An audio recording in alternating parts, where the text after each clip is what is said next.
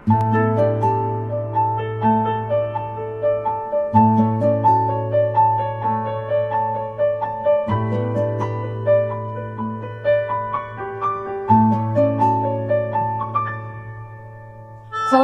warahmatullahi wabarakatuh. Perkenalkan, saya Vina Fitriani, mahasiswa pendidikan profesi guru pada tahun 2022-2023 gelombang kedua.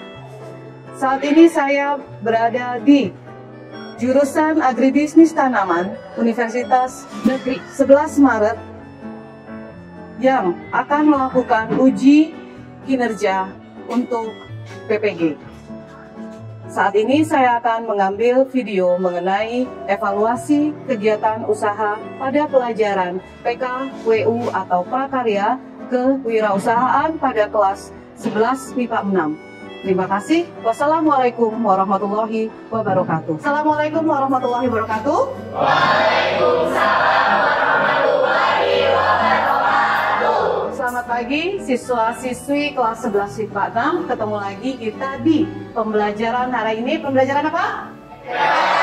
PKWU, Prakarya, dan Kewirausahaan. Kita berada di kompetensi dasar yang namanya pengolahan makanan khas daerah yang dimodifikasi dari bahan pangan nabati dan hewani. Ketua kelas, silahkan memimpin doanya. Siap. Siap. Ya, sebelum mulai kegiatan pembelajaran PKWU pada hari ini, alangkah baiknya kita berdoa terlebih dahulu, berdoa menurut agama dan percaya masing-masing, berdoa senang dimulai. Berdoa senang selesai. Ya, terima kasih Raihan. Untuk selanjutnya saya akan mengabsen satu persatu. Aisyah Amalia, Aisyikar Aziz Jaka, Delia, Zakia, Fauzan. Sedang ada dispensasi ya? Oke, terima kasih. Alhamdulillah Anda semuanya sudah diabsen. Apakah Anda semua sudah siap pembelajaran? Sudah. Saya tetap akan ngecek ya sambil kita menonton video sebagai apresiasi. Oke, semua terlihat ini semua?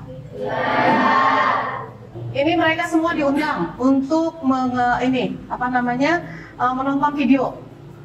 Nah, nomor teleponnya sudah dimasukin semua. Semua mendapat undangan nonton Volkswagen. Nyalain.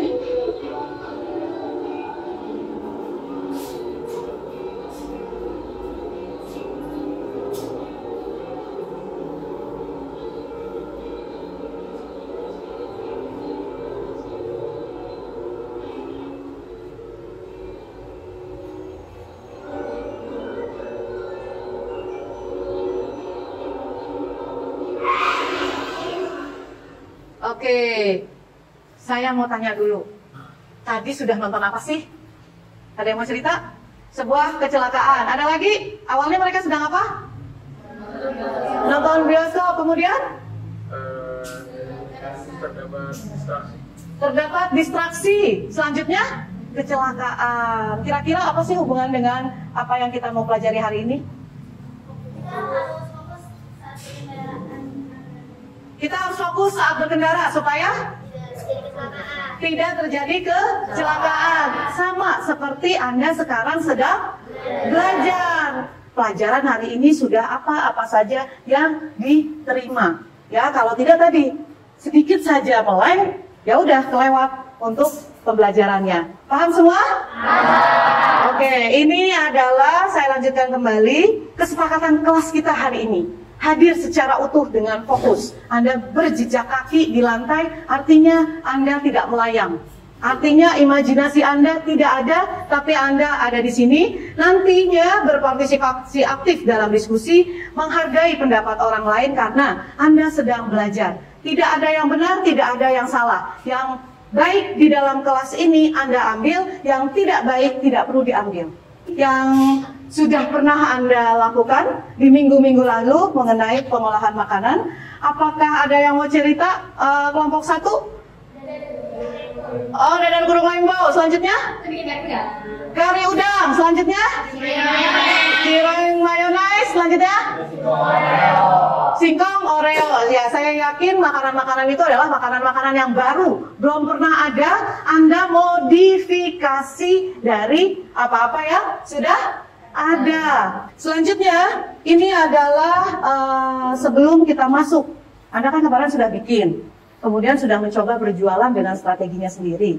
Kita nantinya mau ngapain nih selanjutnya? Sudah belajar masak, sudah menjual, maka mohon Anda lakukan evaluasi dulu apakah Anda tahu yang namanya evaluasi kegiatan usaha. Silahkan dibuka HP-nya, silahkan mengeluarkan HP-nya. Nah, saya sudah mengirimkan link, silahkan untuk dibuka dan dikerjakan. Waktunya hanya 5 menit karena soalnya hanya 5 soal. Ya, silakan HP-nya ditaruh di kolong lagi. Saya sudah mendapatkan nilai Anda semua. Silakan ditaruh di dalam kolong meja. Oke, ini adalah tujuan pembelajaran kita hari ini. Tujuannya adalah melalui model pembelajaran problem based learning, peserta didik diharapkan mampu menganalisis evaluasi kegiatan usaha pengolahan makanan, menyusun struktur pembiayaan produksi usaha pengolahan makanan khas daerah yang dimodifikasi. Nah, untuk dari segi penilaian, nanti ada tes tertulisnya akan diambil 45%, kemudian diskusi kelompok 45%, dan ini adalah penilaian sikap. Yang diambil saat ini adalah mengenai berpikir kritis, kerjasama, dan juga tanggung jawab. Hari ini, pembukaan sudah dengan berdoa, kesepakatan kelas sudah, review minggu lalu yang sudah Anda kerjakan sudah, pretest sudah, tujuan pembelajaran sudah, dan yang sedang saya beritahu adalah mengenai langkah yang akan kita lewati untuk pembelajaran hari ini. Nanti sebelumnya saya akan minta Anda untuk duduk berkelompok, kemudian berdiskusi, dan juga presentasi hasil dari diskusi kelompoknya. Sudah siap kalau inti pembelajaran? Ya. Oke, kita mulai dengan video yang pertama. Ya, semua sudah melihat? Ya, saya ingin mengambil dari Thailand. Ini adalah tentang anak saya katanya dan juga nenas. Ini seorang ibu yang hanya seorang penjual buah. Dia tidak pergi sekolah, tapi dia tahu bahwa mendidik anak adalah tugas siapapun sekolah maupun tidak. Yang pasti menunjukkan segala sesuatu dengan baik adalah cara mendidik yang paling pertama. Bukan menyuruh, tapi memberikan contoh. Lihat ya, dia motong-motong kalau mau jualan, anaknya ngikutin. Suatu saat anaknya mau beli es krim. Tapi anaknya tahu tidak punya uang. Ibunya pun tidak sanggup untuk membeli karena ya jualannya nggak ada untungnya. Apa yang dilakukan seorang ibu? Mencoba membahagiakan anaknya dengan membuat dengan apa yang dia bisa, ya, jualannya dimodifikasi. Nah, ditanya, enak nggak? Enak. Kenapa kita nggak jual saja? Itulah ide wirausaha pertama diluncurkan. Nah, pada akhirnya anak itu pun pede. Pokoknya saya mau jualan. Pertanyaan saya, apakah jualannya akan laku? Oke, ya itu pikiran positif luar biasa. Jualannya pasti laku. Kenapa jualannya laku? Apa? Berusaha dagang. Apa lagi? Inovasi baru. Makanannya belum ada toh. Di sini juga buah nanas pasti cuma apa? Cuma dipotong doang kan?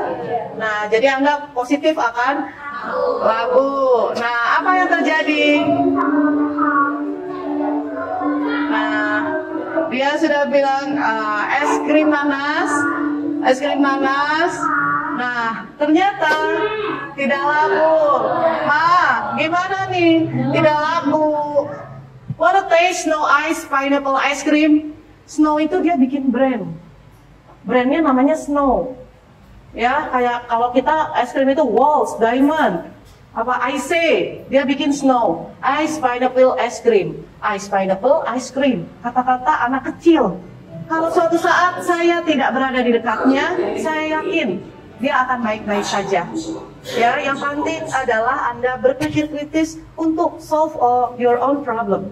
Sekarang saya mau tanya, ada yang mau berefleksi tadi kira-kira apa sih yang udah ditonton? Merasa seperti apa ketika Anda menonton video tadi? Seorang anak yang pantang menyerah. Anak pantang menyerah, apa lagi? Yes. Cara ibu mendidik anaknya. Oke, cara ibu mendidik anaknya. Nanti dicari ya yang di sini bisa didik. Gimana cara dia jualan tadi? Awalnya dia tidak tahu cara berjualan. Selanjutnya ngapain? melihat ke pasar, maka tadi tidak pantang menyerah. Selanjutnya ada video satu lagi. Tadi kira-kira dia sudah berhasil atau belum penjualannya? Berhasil karena apa? Untuk tangan dulu, saya mau dengar dari belakang-belakang nih. Penuh semangat. Baik, apa lagi? Mengubah strategi penjualannya. Mengubah strategi penjualannya. Apa lagi? Terus mencoba ya, mengubah strategi penjualan, makin lama makin tahu. Selanjutnya saya lanjutkan lagi, saya punya satu video lagi. Kedengeran?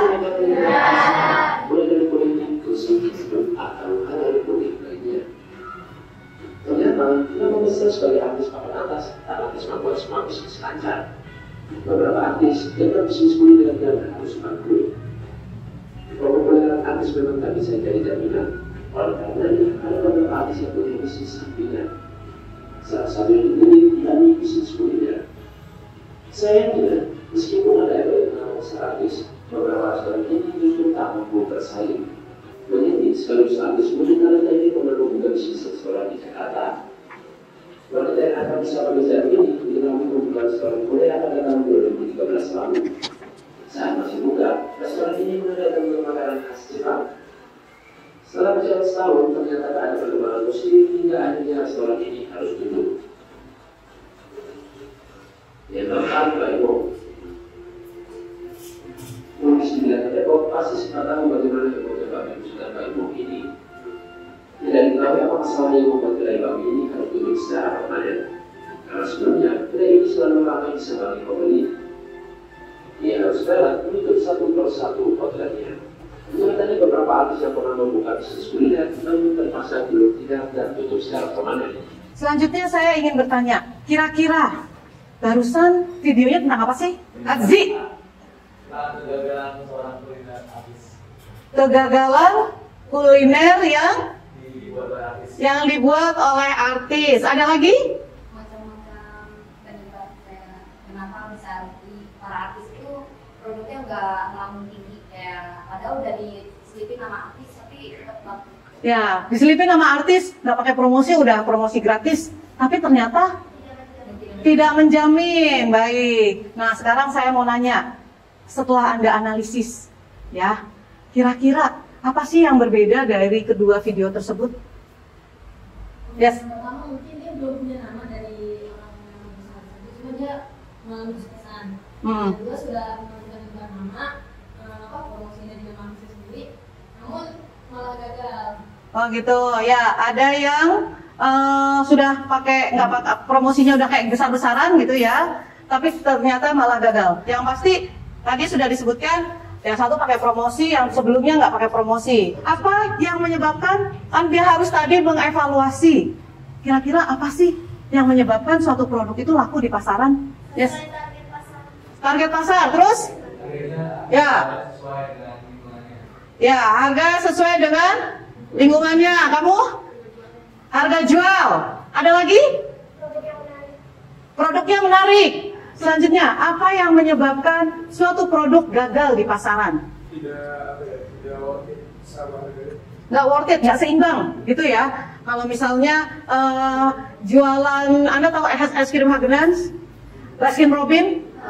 Kira-kira laku nggak di SMA 2? Mahal banget ya. Padahal judulnya sama-sama es krim. Tapi bagaimana menempatkan suatu produk itu sesuai dengan target pasarnya. Ada lagi selain target pasar karena kenapa gagal? Kurang menariknya packaging. Kurang menarik packaging, boleh. Kualitas barang dagangannya. Kualitas barang dagangan, ya betul. Jadi semuanya ya general nih ya. Oke. Jadi kalau kita lihat dari dua video tadi, itu bagaimana? Yang satu mau mengevaluasi kekurangan, yang satu kurang mengevaluasi karena sudah besar duluan, pede duluan. Pede duluan dia, udah nih pakai nama ini, yang penting viral doang. Padahal seperti kita tahu ada produk Mega Coan gitu ya. Dia itu karena harganya di bawah, maksudnya ini makanya bisa rame. Mungkin kalau dia naikin sedikit, orang udah gak mau. Mendingan bikin Indomie di rumah, betul nggak? Tapi ini udah dapat wifi, dengan harga segitu dapat wifi, makanannya ya lumayan lah, gitu kan ya. Jadi di situ bisa jadi viral. Selanjutnya adalah ini. Jadi tadi saya katakan bahwa untuk pengembangan produk sebaiknya minimal ada siklusnya. Siklus yang mengikuti gambar parabola, pintar. Nah, yang paling pertama dari lahir dulu, kemudian meningkat, dewasa, di situ ada titik puncak kehidupan Anda. Kalau orang Islam bilangnya umur 40 itu udah mulai turun. Udah terjadi kematangan, puncak baru penurunan. Tapi untuk produk, beberapa produk seperti kita tahu tetap ada dari generasi ke generasi. Ada yang bisa kasih contoh? Pabrik Kongguan. Siapa yang nggak kenal Kongguan? Semuanya pasti tahu kan? Iya, pasti kue Lebaran kalau udah keluar Kongguan, oh ini mau Lebaran nih. Oke, di sini cara membuat produk tadi saya menjelaskan dulu yang parabola. Di mana ada pembentukan produk dulu. Pertama direncanakan dulu. Perencanaan siapa yang mau ditargetin, posisinya di mana, harga berapa, dan lain sebagainya, baru perkenalan produk. Dikenalkan ke masyarakat, kemudian pertumbuhan produk, terjadi peningkatan penjualan, kemudian ada pematangan. Kalau udah diterima, jangan terus berpuas diri ternyata. Tapi harus ada development, kemudian sering ngasih diskon, dan lain sebagainya. Kemudian terjadi penurunan, ini yang harus dihindari. Tapi kalau udah bahan bakunya kurang, lama-lama apapun, nggak mau harus dicari, di switch mengganti bahan bakunya. Nah, dalam tahap pengenalan, perusahaan harus memilih strategi peluncuran. Dari baru mau kenalan aja, Anda harus ada strategi dulu. Betul nggak? Supaya tetap dikenal. Kemudian setelah itu dalam tahap pertumbuhan, perusahaan terus mendidik konsumen dan distribusi potensial. Selanjutnya perusahaan tetap memimpin persaingan dan mempertahankan pertumbuhan pasar dengan meningkatkan kualitas produk, menambahkan fitur dan modul produk baru, kemudian menurunkan harga pada saat yang tepat untuk menarik pembeli baru. Jangan lupa, sesekali orang harus diberi kesenangan. Kalau ibu-ibu, diskon itu adalah yang paling terlihat. Eye catching, oh ada diskon. Nah, tahap kedewasaan, perusahaan terus berinvestasi mendewasakan produk dan mempertimbangkan modifikasi pasar. Tadinya anak kecil nih, dulu sosis buat sosis digoreng dan lain sebagainya. Oh, ternyata harus ada sosis yang siap makan. Lama-lama sosis yang varian rasa supaya anak-anak bisa nyoba juga. Dulu kan sosis tuh orang takut, karena pewarna merahnya adalah pewarna merah yang merusak hati. Lama-lama ada modifikasi, lama-lama jadi makanan sehat sekarang. Ketika memodifikasi pasar, perusahaan berusaha meningkatkan konsumsi produk.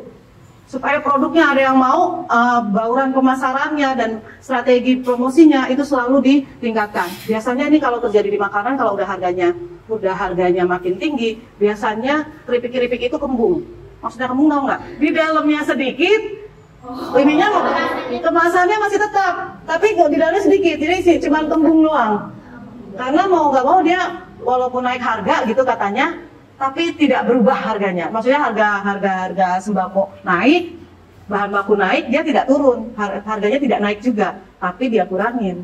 Nah, saya mau bertanya, kira-kira apakah harga jual berpengaruh pada keberhasilan produk di pasaran? Berpengaruh, kenapa?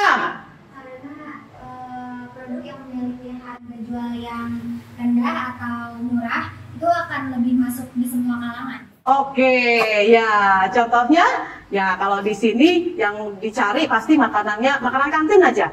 Anda pasti nyarinya yang murah tapi kenyangnya lama. Meskipun peranan faktor non harga itu seperti bahan baku, manpower meningkat pada proses pemasaran modern, harga tetap paling prioritas dalam bauran pemasaran. Karena harga merupakan satu-satunya elemen dalam bauran pemasaran yang mendatangkan pendapatan. Semua elemen lainnya pasti ada biayanya. Sehingga harga merupakan salah satu elemen paling fleksibel dalam bauran pemasaran. Nah, kita mencoba untuk Anda melihat ini. Kita analisis mulai sekarang. Saya punya dua produk, keripik kusuka sama singkong balado. Kira-kira apa sih? Anda kan sudah membandingkan, perbedaannya apa? Dari harga, kenapa harganya? Harganya keripik kusuka itu lebih mahal dibanding keripik singkong balado. Ya, betul. Keripik singkong original kusuka ini per gram 100 gramnya 7.120. Kalau yang ini 4.000, hampir 2 kali lipat. Apalagi perbedaannya? Yes. Kemasannya kenapa? Aluminium foil. Mencegah jamur, kemudian kerusakan ya. Yang ini apa? Itu pakai plastik biasa. Plastik biasa, biasanya rentan jamur dan usianya kurang lama, betul. Selanjutnya ada lagi nggak? Nantinya Anda menganalisis komponen harga jual melalui LKPD dan juga aplikasi Excel. Nah, apa sih yang Anda akan kerjakan? Nanti tiap kelompok Anda membandingkan. Ini mana produk yang sukses di pasaran dan mana yang gagal di pasaran. Anda lihat di sini kelihatannya airnya air minum semua ke dalam kemasan. Di sini ada aquanya warna-warni. Ada yang pernah lihat sebelumnya? Tidak pernah, karena udah nggak kelihatan lagi. Tapi ini ada aqua. Terus kemudian ada Mizone. Mizone sama aqua itu satu pabrik. Ya, satu pabrik. Nah, selanjutnya di sini ada Le Mineral. Kira-kira pesaingnya dengan 4 ini bagaimana sih? Ya, nanti kelompok di LKPD-nya sudah, Anda sudah megang semua. Selanjutnya ada Trakinas dan juga Oreo. Ketika ini Trakinas, saya tanya, ada yang pernah lihat Trakinas? Nah, nggak pernah lihat. Sekarang Oreo. Ini Oreo pasti Anda semua pernah lihat ya. Ada di mana-mana ya, betul? Oke, yang ini sama-sama satu produk. Sama-sama? Starbucks. Oh, kenal semua Starbucks. Kalau si Nescafe lawannya hanya minuman kaleng ditambah dengan minuman seduhan. Ini ada permen Garuda Ting Ting sama Enting Gepuk Ting Teng, sama-sama berbahan kacang. Ya, Anda pernah makan Ting Ting nggak? Tahu kan? Itu makanan asli Indonesia.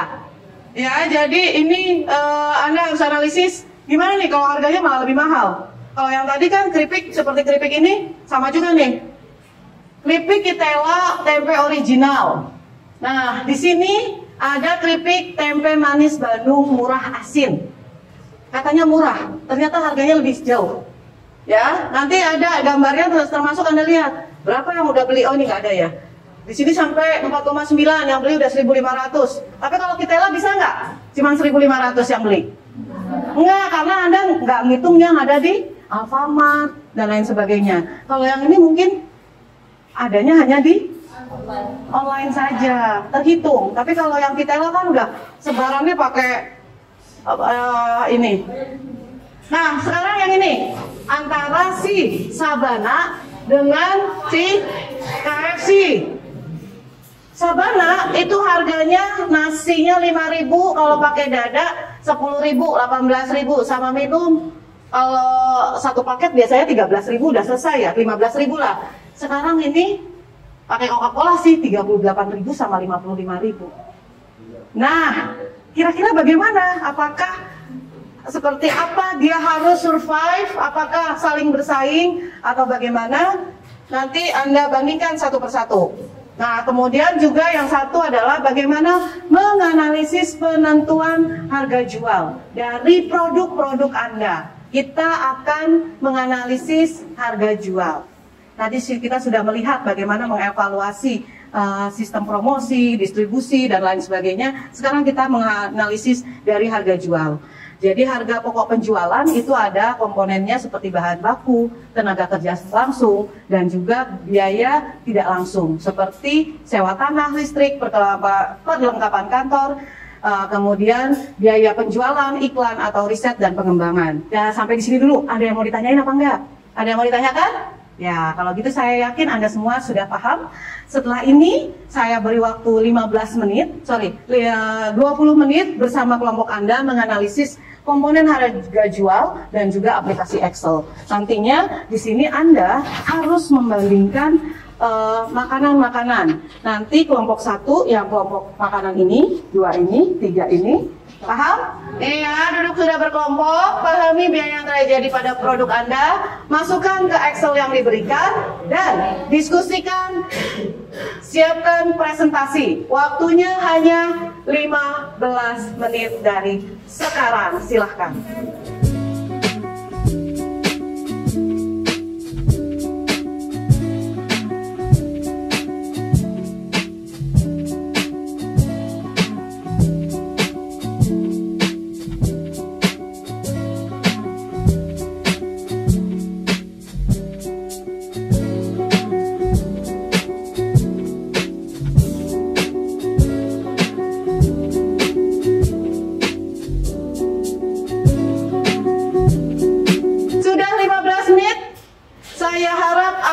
semua sudah siap untuk mempresentasikan hasil karyanya. Masing-masing satu kelompok waktu presentasinya hanya 10 menit. Ada 5 kelompok 50 menit. Tapi itu sudah termasuk ada yang menanggapi hasil dari temannya ya. Panggilkan yang Aqua dulu, silahkan. Assalamualaikum warahmatullahi wabarakatuh. Waalaikumsalam warahmatullahi wabarakatuh. Aku akan menyampaikan hasil besok kami, perbedaan air aqua dengan air laser. Sebelum itu, giliran kami perkenalan terlebih dahulu. Baik, hasil diskusi kami adalah produk sukses pasaran yakni Mexon, sebab banyak masyarakat yang lebih memilih mempunyai rasa serta memilih tampilan botol yang membedakan dengan air putih. Setelah itu, sedangkan aqua yang memiliki varian rasa tidak laku, sebab kemasan aqua tidak membedakannya dengan kemasan air mineral biasa, sehingga pemilik mengira itu air biasa. Selanjutnya adalah perbedaan aqua galon dengan lem mineral. Nah, untuk aqua galon itu saat pembelian itu tidak beserta dengan galonnya, sehingga yang berbeda itu dari lem mineral, saat pembelian lem mineral bisa menggunakan galonnya. Jadi kalau air minum aqua itu kita harus menukarnya ke warung-warung. Jadi itu mungkin untuk konsumen sedikit repot. Jadi banyak yang memilih ke lem mineral karena sekali pembelian bisa beserta dengan galonnya dan tidak perlu ditukar. Untuk tanggapannya kepada teman-teman, silakan. Mau nanya boleh? Boleh. Nah, kata kalian tadi sesuai riset itu banyak orang yang lebih memilih lem mineral kan karena galonnya bisa dibawa pulang. Tapi kenapa masih banyak banget orang yang masih pakai produk aqua galon? Makasih. Kalau menurut pendapat kelompok kami, kenapa masih banyak yang membeli aqua galon ketimbang dengan lem mineral? Kekurangannya itu lem mineral menghasilkan lebih banyak sampah. Mungkin orang-orang mencoba untuk mengurangi sampah sehingga lebih memilih pada aqua galon. Bagus pertanyaannya, udah ada lem mineral, tapi kenapa orang masih ke aqua? Karena aqua datang duluan. Kayak di rumah saya sudah ada aqua galon sejak lem mineral belum ada. Ketika kita sudah punya aqua galonnya, kalau kita mau nambahin, ya betul tadi, nggak mungkin kita nyampah lagi. Yang udah ada aja, dilanjutkan terus. Betul nggak? Assalamualaikum warahmatullahi wabarakatuh. Waalaikumsalam Warahmatullahi wabarakatuh. Kami dari kelompok 2 akan mempresentasikan hasil perbandingan kami, yaitu Oreo dan Topinas. Sebelumnya, jadi kami memperkenalkan diri terlebih dahulu. Kami di sini akan membandingkan antara brand Trakinas dan Oreo. Yang pertama untuk Trakinas. Trakinas ini dari segi kemasan lebih warna dan lebih menarik, sesuai dengan target pasar mereka, yaitu dia menargetkan kepada anak-anak. Namun dari segi rasanya itu kurang enak atau kurang bisa dinikmati oleh target pasarnya sendiri. Dan Oreo itu walaupun Trakinas dan Oreo sama-sama produk yang udah lama, tapi Oreo itu selalu mengevaluasi produknya. Jadi kenapa Oreo masih ada sampai sekarang? Ada yang ingin menanggapi? Oke, kalau tidak ada kita beri tepuk tangan. Terima kasih banyak. Ya. Ya, dari kelompok kami kurang lebihnya mengenai Di sini kami akan mempresentasikan hasil diskusi kami mengenai perbandingan antara Starbucks kemasan dan Starbucks langsung dari kami. Sebelumnya, izinkan kami memperkenalkan diri masing-masing. Untuk Starbucks di kemasan akan dijelaskan oleh Pak. Perbandingan dari kedua gambar ini adalah dari gambar satu bisa dilihat bahwa produk mudah ditemukan di mana-mana seperti di marketplace kayak di minimarket ataupun di online. Kemasan untuk dari gambar satu ini untuk orang-orang yang menyukai kopi tapi tidak memiliki waktu yang banyak untuk kopi latte, jadi bisa buat stok juga di rumah dan lebih efisien. Kesimpulan dari kedua gambar ini tuh produk ini memiliki target masing-masing. Sama-sama laku ya. Ya, jadi dua-duanya sama-sama Tidak menjatuhkan satu sama lain. Ada yang menanggapi? Ada yang mendapat Nggak ada? Baik, silahkan ditutup. Waalaikumsalam warahmatullahi wabarakatuh. Assalamualaikum warahmatullahi wabarakatuh. Waalaikumsalam warahmatullahi wabarakatuh. Kami dari kelompok 4 ingin mempresentasikan dari kedua produk ini. Jadi fermentasi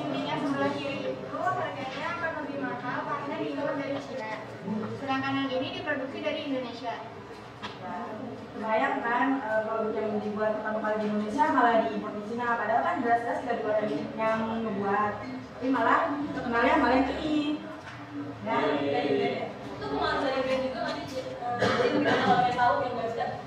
Iya, iya. Terus juga yang dari Cina ini lebih gampang dicari juga seperti di agen, di kayak market-market yang emang ada di sekitar kita. Sedangkan ini kayaknya di online.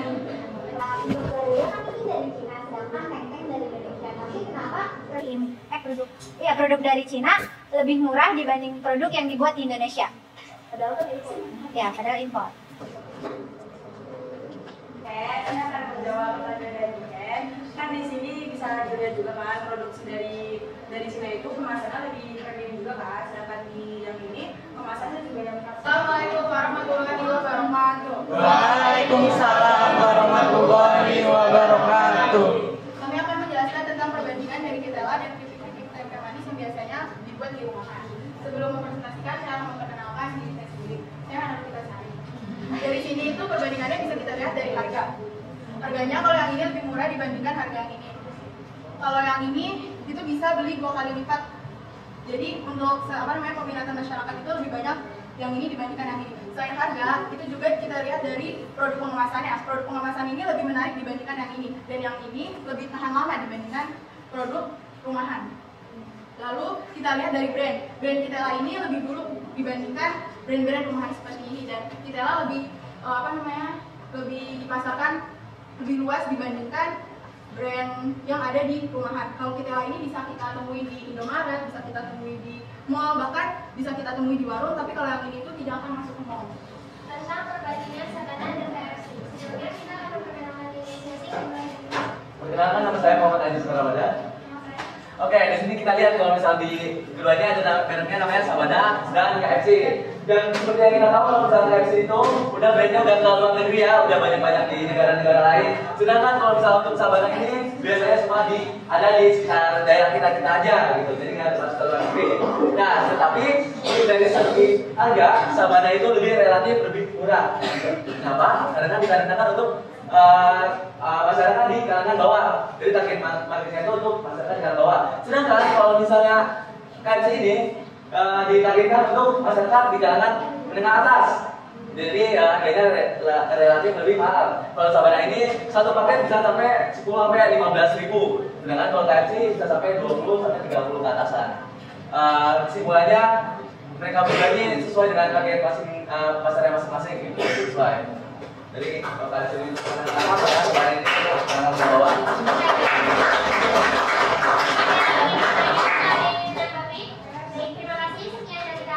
Assalamualaikum warahmatullahi wabarakatuh. Waalaikumsalam warahmatullahi wabarakatuh.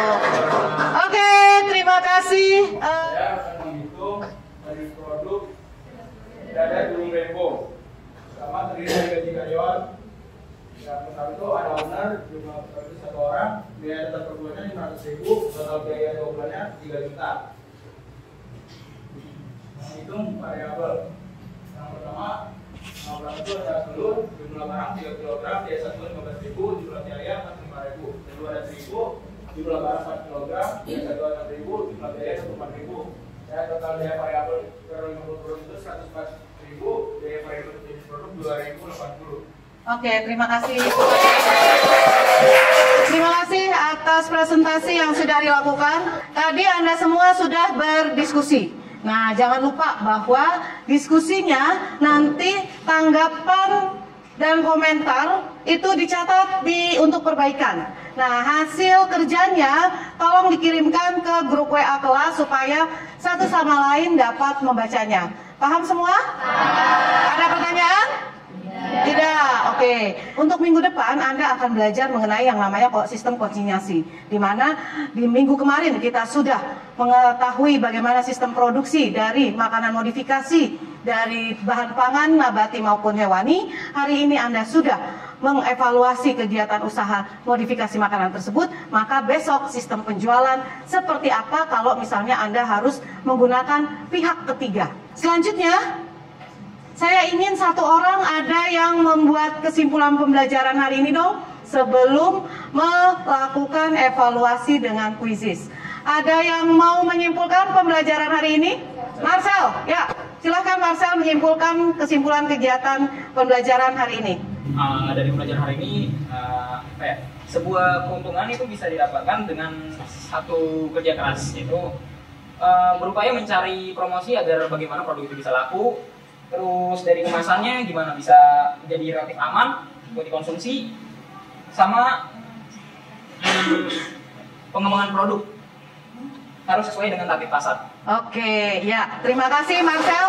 Itu kesimpulan pembelajaran hari ini, bagaimana Anda mampu mengevaluasi dari banyak hal, mulai dari harga jual, targetnya, kemasan, dan lain sebagainya, menyatu menjadi sebuah yang namanya sukses atau gagal dari suatu usaha. Terima kasih. Oke, lanjutnya adalah kita berevaluasi dengan menggunakan quizzes. Waktunya hanya 5 menit. Silahkan untuk membuka quizzesnya masing-masing.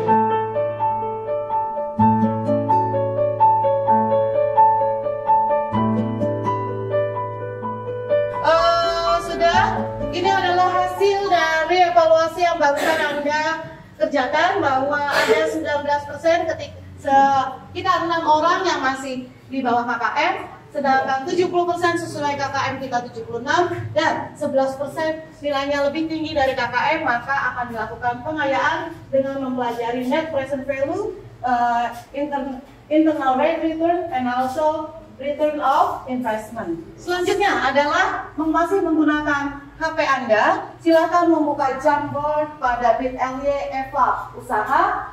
Apa sih yang Anda rasakan hari ini? Pelajaran seperti apa sih? Sudah sesuai atau belum? Atau apa saja boleh Anda ceritakan? Terima kasih atas Jamboard yang sudah Anda berikan hari ini. Semuanya bervariasi. Yang pasti Anda sudah mengetahui bagaimana usaha yang bertahan perlu pengembangan terus-menerus. Sama seperti Anda. Jika Anda semakin dewasa, maka hidup Anda harus dikembangkan terus-menerus agar memperoleh kesuksesan yang Anda inginkan sendiri. Oke, saya akhiri pembelajaran hari ini. Saya yakin Anda sudah cukup. Ketua kelas, silahkan memimpin doanya. Baiknya kita berdoa terlebih dahulu, berdoa menurut agama dan percaya masing-masing, berdoa tenang dimulai. Berdoa selesai. Terima kasih sekali lagi atas kedatangannya. Wassalamualaikum warahmatullahi wabarakatuh. Bye.